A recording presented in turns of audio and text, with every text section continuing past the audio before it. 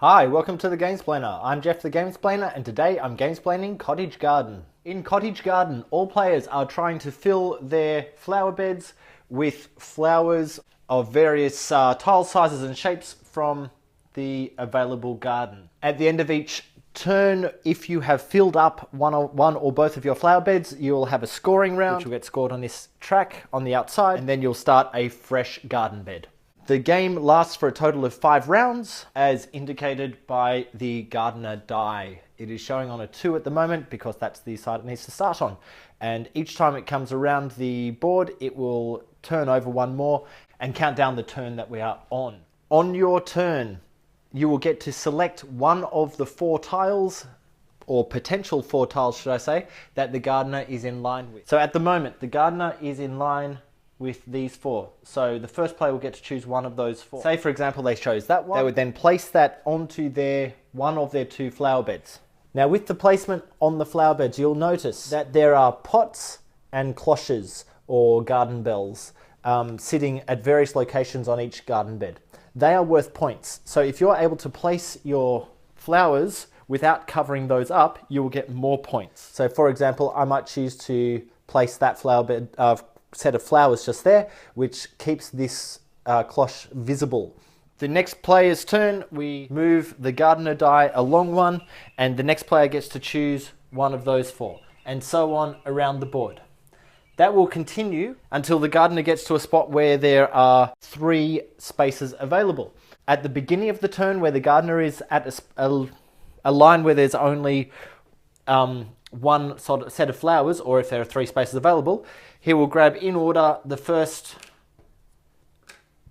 flowers coming from where the wheelbarrow is. The wheelbarrow pushes along. So you can always see which flowers shapes are going to get released next to be able to use. The other things you're able to do on your turn, you may play a extra pot anywhere on your board, and that will give you some more points at the end of once you fill that flower bed up.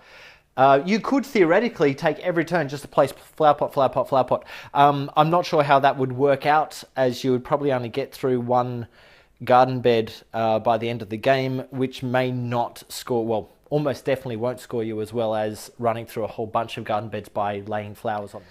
The other element we have are these. Everyone starts the game with 2 of them. They are cats. The cats get into your garden bed and just sit there and basically make a spot unavailable for building any flowers or pots on, and fill up a space as well. So if I've got a cat just there, I can't build there, but it's taken one more space that I don't have to build over in order to finish that garden bed. You can only have a maximum of 2 of these cats in your reserve at any one time. So if you get to the end of a round and you find that you've actually got 3 cats, you must play one of them onto an available garden bed. Why would I end up with more than the 2 cats that I started with? Well, there's a line here on the scoreboard. So when we get to a scoring round, let's pretend that this board is filled up with flower beds. For every pot that I have, I'll move one of the orange tokens along one space.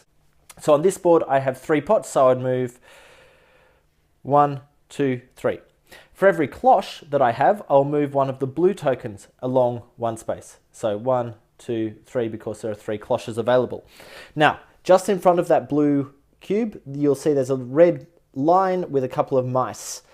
Every time one of these cubes goes across that line, you will gain a cat token. If that puts you up to having 3 cat tokens, you must play it straight away. If it doesn't push you across the 3, you'll have the choice of playing it. So with the scoring, every time you score, you have a choice of which of the tokens you're going to push forward.